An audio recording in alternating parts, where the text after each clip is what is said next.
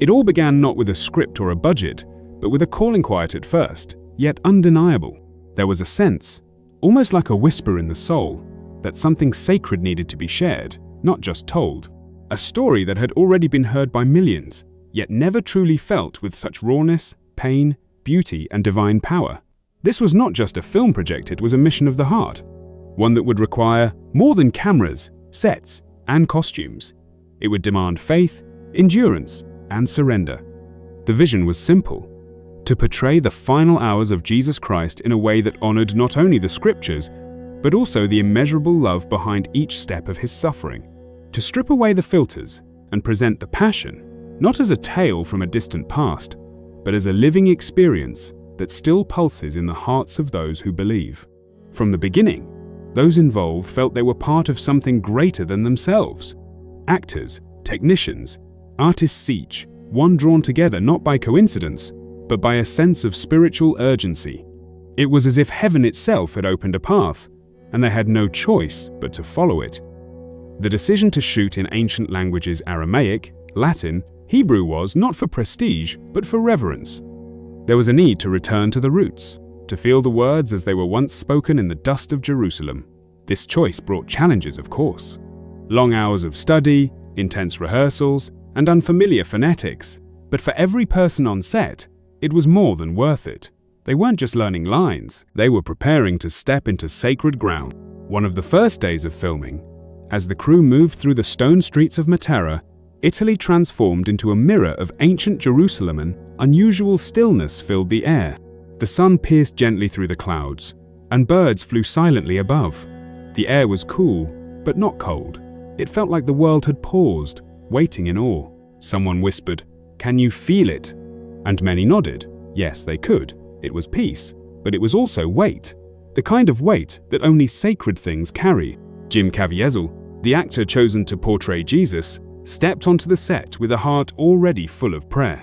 Before each scene, he would kneel and close his eyes, not asking for perfection in his performance, but for truth. He didn't want to act Christ. He wanted to become a vessel, emptied of ego, so that something divine could pass through him. And from the start, it became clear this film would not be comfortable. Not emotionally, not physically, but that too felt right. After all, what they were attempting to tell was the most uncomfortable story ever lived. A story of love so vast it bled, of obedience so pure it chose nails and thorns. A story of a God who didn't run from pain, but embraced it to reach humanity. The first scenes captured were heavy, not just in emotion, but in spirit. There were tears behind the cameras, trembling hands adjusting lights, eyes quietly praying as the takes rolled. It wasn't just performance, it was worship. There were moments when silence fell, unplanned and unsaid, because everyone felt something holy was happening. The production faced its share of trials, even early on. Weather changed unpredictably, equipment failed without cause, but instead of frustration, many responded with faith. One technician, after struggling for hours to fix a flickering light, simply stopped, placed his hand over it, and prayed. Moments later, it stabilized. A coincidence? Maybe. But on this set, coincidences began to feel like messages, like gentle nods from heaven. The costumes, hand-sewn with ancient patterns and textures, weren't just outfits, they were garments of meaning. Each thread told a story. The sandals left prints in the dust that felt sacred. The props were crafted with devotion, as if each nail, cup, and coin were relics from a time not forgotten, but lived again. What truly defined those early days, however, was the atmosphere. There was discipline, of course. A film of this magnitude required precision, but there was also something softer, something that lived between the lines of the script and the beats of the scenes. It was love, not just among the crew, but a sense of being surrounded by it, watched, guided, protected. People who had once seen this project as just another job began arriving earlier and staying later. Not because they had to, but because they wanted to, because every day felt like a pilgrimage, a chance to be part of something eternal. Hearts opened, egos quieted. Tears came without shame. It became common to see someone standing alone, looking up to the sky, whispering a silent prayer. And through it all, no one could deny it. This wasn't just a film being made. It was a spiritual encounter unfolding. a sacred echo that would soon ripple through theaters and homes, carrying not just the image of Christ, but the very heartbeat of his love. But as the days passed, and filming moved into more intense scenes, that divine peace would soon be tested by forces no one expected. If this story has touched you even a little, you're already part of something special. We invite you to join our community, a place where hearts connect through faith, prayer, and truth. Subscribe to our channel and give this video a like if you feel the light of this message. Let's grow together, guided by love and inspired by something greater than ourselves. And don't forget to comment your name and city below. We'd love to say a special hello to you in the next video. You are seen. You are loved. You are not alone. The days that followed were anything but ordinary. What had begun as a beautifully reverent project soon turned into something mysterious, unsettling, and deeply spiritual, as if unseen forces had decided to test the faith of everyone on set. It started subtly. The skies over Matera, which had been calm and forgiving, began to shift with a strange unpredictability. Without warning, dark clouds would gather overhead just before a crucial scene. Winds would stir violently, then vanish as if they had never been there. At first, the crew chalked it up to weather, but the pattern became too precise, too intentional. It was as though nature itself was anticipating in the telling of this holy story. Then came the lightning. During the filming of the Sermon on the Mount, as Jim Caviezel stood elevated, portraying Jesus delivering words of divine wisdom, a bolt of lightning struck, not near him and him. Everyone screamed. For a second, there was silence. He didn't fall. He stood there, dazed but breathing, alive. The crew ran to him, shaken. Medics checked for injuries. Remarkably, there were not only a quiet awe in his eyes, and a strange glow about him. Some said it was a miracle. Others whispered, he was chosen. It wasn't the last time it would happen. Jim was struck by lightning twice during production. Once might be chance. Twice? That felt like a message from heaven. And not a warning but a sign. A mark of divine presence. A reminder that this story wasn't fiction. That it was alive and sacred and powerful beyond comprehension. But the trials didn't stop there. During the infamous scourging scene, where Jesus is brutally whipped, Caviezel insisted on using a real, weighted whip to capture the authenticity of the moment. In one take, the whip missed its mark and slashed across his back. The scream that followed was not acting. It was real, pure, human agony. The cameras kept rolling. Blood formed. The crew froze. Yet Caviezel didn't ask to stop. He composed himself, nodded, and whispered, "Let's continue." There was silence on set, not from fear, but from reverence. Everyone knew this wasn't just performance anymore. It was devotion, sacrifice. Other actors also faced strange injuries. One dislocated his shoulder carrying the wooden cross. Another suffered wrist damage after striking a prop too hard. But none of them complained. They believed deeply that whatever pain they endured was nothing compared to the message they were helping to deliver. And then there were the presences. Several crew members reported moments of unexplained chill, sudden waves of cold in the middle of sunlit afternoons. Others described hearing faint whispers in languages they didn't recognize. A few even claimed they saw shadows pass behind them, only to turn and find nothing there. Was it fear? Imagination? Or was it something more? One night, after a long day of emotionally heavy scenes, the sound engineer sat alone near the edge of the set, eyes watery, hands trembling. He later told a friend that he'd felt something brush his shoulder, a warmth, not a touch, and then a whisper. "You are not alone." He believed it was an angel. Strange technical failures began to occur without explanation. Cameras stopped working mid-scene. Lights dimmed or flared up without cause. Microphones picked up voices when no one was speaking. Every time something went wrong, usually the same quiet wardrobe assistant would close her eyes and pray aloud.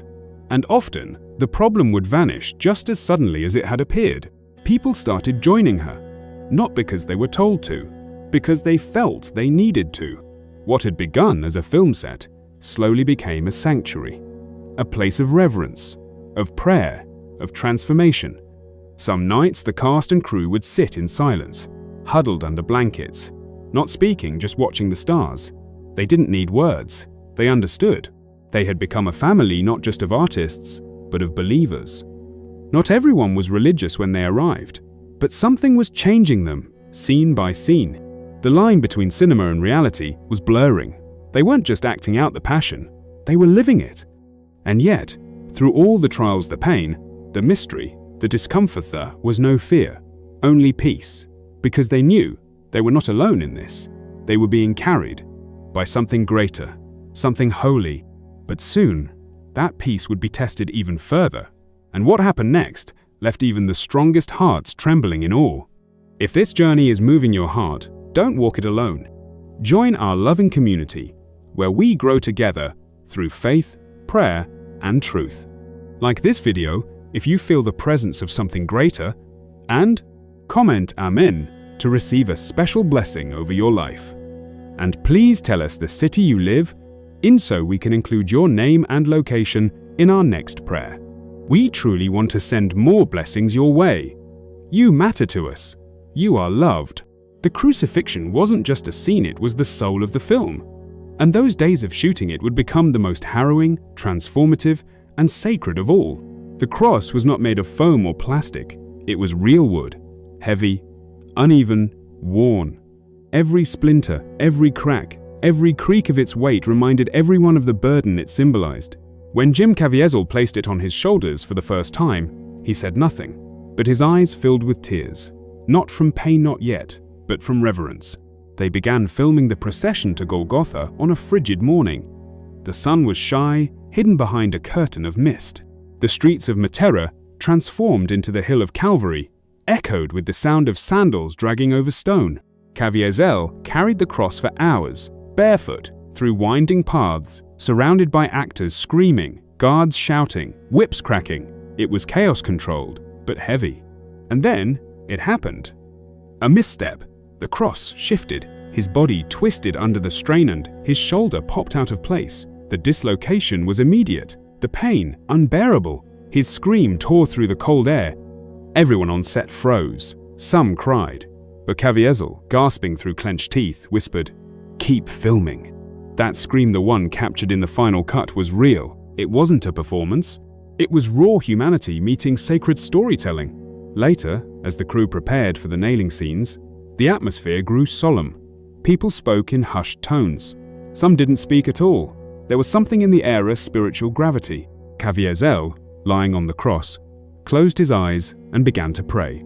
Not as an actor, as a believer. The makeup team had meticulously recreated the wound-soaked flesh, torn skin, dried blood, but something unexpected began to happen. When the nails were gently placed against his wrists for positioning, Caviezel suddenly went pale. His lips trembled. "I feel everything," he whispered. "Not the nails, something deeper." A wave of emotion, of sorrow, of surrender. As if he was no longer alone in that moment. The wind picked up. Clouds moved in fast, dimming the light. And then, with no warning, a gust of cold air swept through the set. One of the technicians dropped his headset. "It's like something passed right through us," he said. The crucifixion scenes took days to shoot. Caviezel remained mostly on the cross, exposed to wind, rain, and biting cold. His body began to tremble uncontrollably. He developed pneumonia. His lungs filled with fluid. Doctors were called. "He needs rest," they insisted, but he wouldn't stop. "If I don't give my whole self," he said, "how can we honor the one who gave everything?" People on set were moved to tears daily. Some had to step away, overcome by emotion. Even those who weren't religious found themselves praying, asking for strength, for protection, for meaning. One day, during a break, a young assistant sat by herself, quietly weeping. When asked why, she said, "I came here for a job, but I think I'm leaving with a new heart."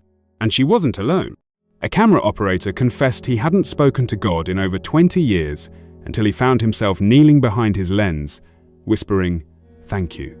Another actor said he had carried anger his whole life, but somewhere between the scourging and the crucifixion, it disappeared.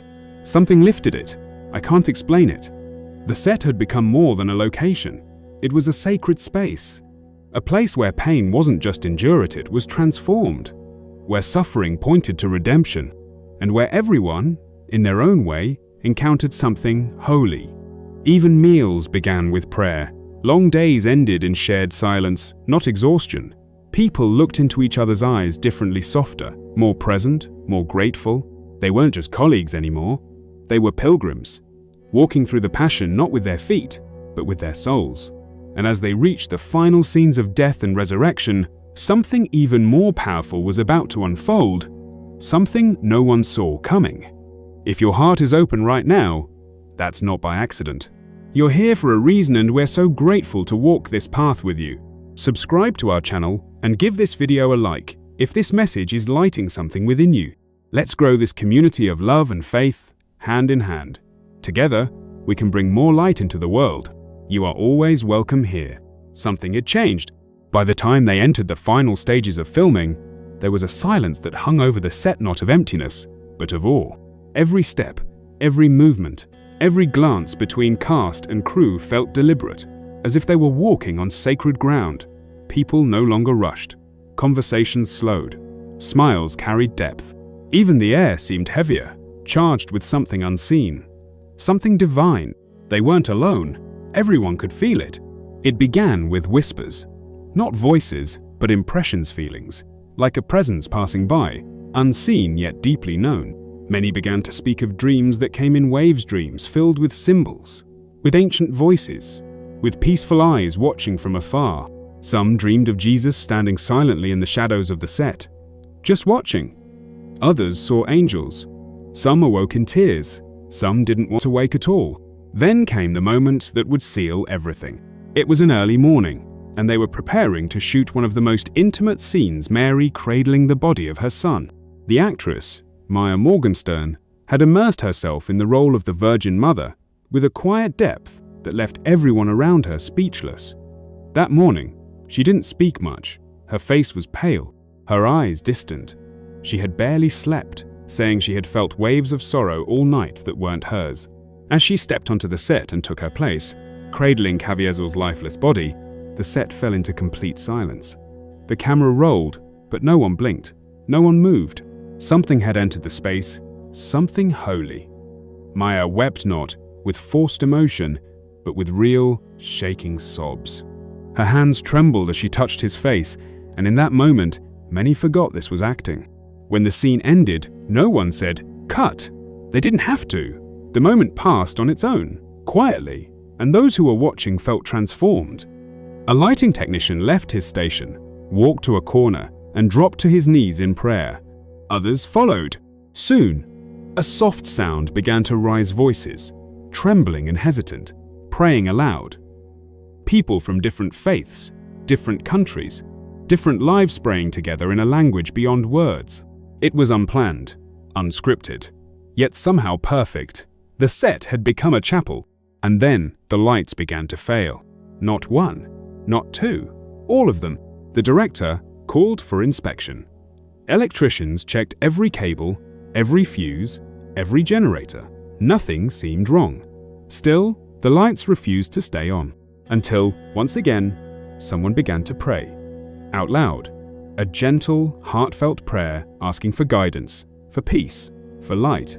Within moments, the lights returned, slowly, one by one. People didn't say it aloud, but many believed this was no technical failure. It was a reminder that this project was not theirs alone, that something holy was watching, participating. Later that day, one of the assistant directors confessed she had seen someone unfamiliar walking among the extras, dressed in pale robes, with eyes that seemed almost translucent. She asked around. No one else saw him, but she was certain. He looked at me, she said, and I felt peace in a way I've never known. It wasn't the last report. Several others began to share similar stories, someone appearing briefly, then gone, a shadow in the distance, but not dark soft, gentle, like light in motion. Were these angels? Was it imagination? No one could say for sure, but what they could say was that their hearts were changing. Faith was returning to those who had lost it. Doubts were fading. Hardened hearts were softening. Even those who came to the film with no belief at all began to ask questions about God, about love, about what really matters. One of the sound crew, a man who had openly mocked religion for years, asked to borrow a Bible, not for research, for answers. Prayer became part of the daily rhythm, before scenes, after scenes, during lunch, during setup. Sometimes, just between takes, people would step into quiet corners and whisper thanks, not for success but for grace, for the chance to be part of something this meaningful. The transformation was collective, quiet, steady, holy. But the journey wasn't over yet. As they approached the final days of filming, something was about to happen that would remind them all this story had power not only to inspire, but to shake the very soul of those who dared to carry it. If you feel the warmth of something divine reaching you through this story, that's because it is. We would love to welcome you deeper into our loving community of faith and truth. Please subscribe to our channel and like this video if your heart has been touched. Every view, every like, every share is another beam of light spreading into the world. Let's grow together, in love, one soul at a time. The final day of filming arrived quietly, without fanfare. The skies were calm, the wind gentle, the sun rising slowly over the stone streets, like a silent blessing. After months deconstructing pain, love, sacrifice, and resurrection, the cast and crew were no longer the same people who had walked onto that set. Something in them had shifted forever. There was still one last scene to capture. It was the resurrection.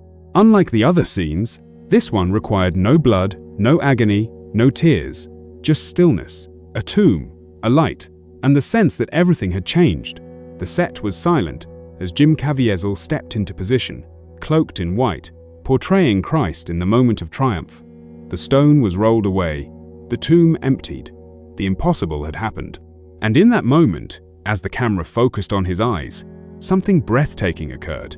A beam of sunlight, real, unexpected, pierced through the opening of the tomb, illuminating Caviezel's face with a golden glow. No lights, no filters. Just nature, as if heaven itself had waited for this scene to say, "This is truth." Everyone on set paused. Goosebumps covered arms, tears filled eyes. There was no need for direction. No one moved. It was perfect, and everyone knew this was not just a scene. It was a moment of glory. When the cameras stopped, no one clapped. Instead, people embraced, quietly, reverently, as if leaving a sacred place. Some stood alone, looking at the sky. Others fell to their knees in gratitude. It wasn't about the success of a film anymore, it was about the journey their souls had taken. A journey into faith, a journey into the heart of Christ. And it didn't end there. After filming concluded, many of the actors and crew spoke about how their lives had changed not just professionally, but spiritually. Some returned home and began volunteering in their churches. Others restored broken relationships. A few even pursued ministries or missions, dedicating their lives to the message they had carried in front of the camera. One of the producers, a quiet woman with no former belief, shared that during the final days, she felt as though someone had gently placed a hand on her back and said, "You are loved." She had never forgotten that feeling. This wasn't just a movie.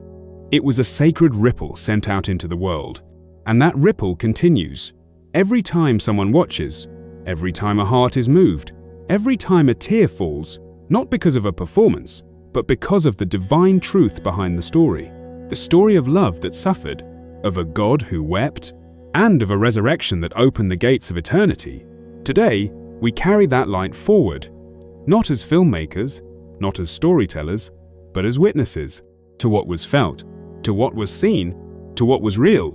And now, dear soul, as you reach the end of this journey with us, know this: you were meant to be here, to hear this, to feel this, to remember that your life is not small, your pain is not forgotten. Your soul is deeply loved by the one who gave everything for you. If this touched your heart in any way, we welcome you into our community of light, love, and truth. Subscribe to our channel and like this video if you want to keep walking in this spiritual journey with us. Let's grow in faith together, lifting one another with prayer, compassion, and grace. You are not alone. This is your home too, Aja. And before you go, we have one more video prepared for you. A message of hope and divine revelation is waiting. Just click on the video appearing on your screen. It might change your life in ways you never imagined. Thank you for being here. Amen.